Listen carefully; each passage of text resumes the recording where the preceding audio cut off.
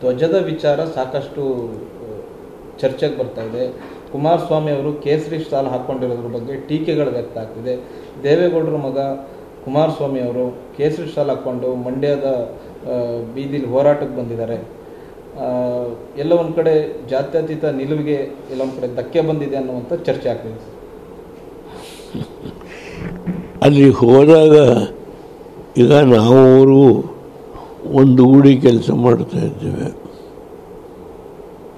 BJP JDS 2 seat 4, 5, 6, 3 ಇರಲಿ, ನಾವು ಇಬ್ಬರು ಸೇರಿ ಕಾಂಗ್ರೆಸ್ ವಿರುದ್ಧ ಹೋರಾಟ ಮಾಡ್ತೀವಿ ಅಂದಾಗ ಆ ಸಂದರ್ಭದಲ್ಲಿ ಯಾರೋ ಒಬ್ಬ ಅವ್ರ ಪಕ್ಷದ ಮುಖಂಡರು ಮನುಷ್ಯ ಅವ್ರದ್ದು ತೊಗೊಂಡು ಟವಲ್ ಹಾಕಿದರೆ ಅದ್ರ ಬಗ್ಗೆ ಚರ್ಚೆ ಆಗ್ತಿರೋದು ಸರ್.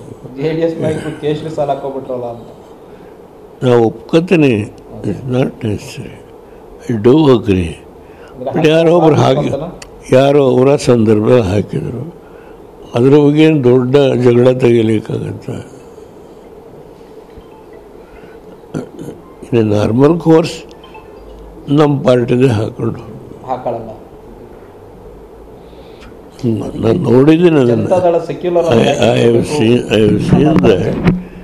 ಅದು ಆ ಸಂದರ್ಭದಲ್ಲಿ ಯಾರೋ ಒಂದು ಇದನ್ನು ಹಾಕಿದ್ರು ಅಂತ ಅಂದ ತಕ್ಷಣವೇ ಅದಕ್ಕೇನು ದೊಡ್ಡ ವ್ಯಾಖ್ಯಾನ ಮಾಡಬೇಕಾಗಿಲ್ಲ. ಪರಿವರ್ತನೆ ಹೊರಟು ಜಾತ್ಯತೀತ ಜನತಾದಳದಿಂದ BJP ಹಾಕೋಬೋದಾ? ಏನು ಸಮಸ್ಯೆ ಏನಿಲ್ಲ ಅಂತ ನಾರ್ಮಲಿ ಹಾಕ್ಬಾರ್ದು. ನಮ್ಮದು ಅವ್ರ ಜೊತೆ ಹೋಗುವಾಗ ನಮ್ದು ಹಾಕೊಳ್ಳೋಕ್ಕೆ ನಿಮ್ದು ಹಾಕೋ. ಈಗ ನಾಳೆ ಬೆಳಿಗ್ಗೆ ನಾನು ಮೋದಿಯವರು ಒಂದು ಪ್ಲ್ಯಾಟ್ಫಾರ್ಮಲ್ಲಿ ಹೋಗ್ತೀವಿ ಅಂತ ಇಟ್ಕೊಳ್ಳಿ, ನಂದು ಹಾಕೊಳ್ಳೋಕ್ಕೆ ಹೋಗುವಂಥ ಸನ್ನಿವೇಶ ಬಂದರೆ ನಾನು ಇಲ್ಲಿ ಬಿಡಿ,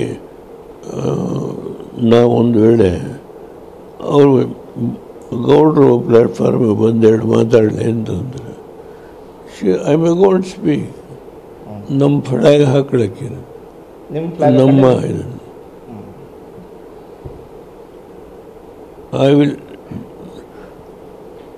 ನಾವು ಕರೆದ್ರೆ ಒಂದು ವೇಳೆ ಸನ್ನಿವೇಶ ಬಂದರೆ ಮೋದಿಯೋ ನಾನು ಯಡಿಯೂರಪ್ಪನೋ ಒಂದು ವೇದಿಕೆ ಮೇಲೆ ಹೋಗೋದಾದ್ರೆ ಅವ್ರವ್ರ ಫ್ಲಾಗ್ ಬ್ಯಾನರ್ ಹಾಕತ್ತಾರೆ, ನಾವು ನಮ್ಮದು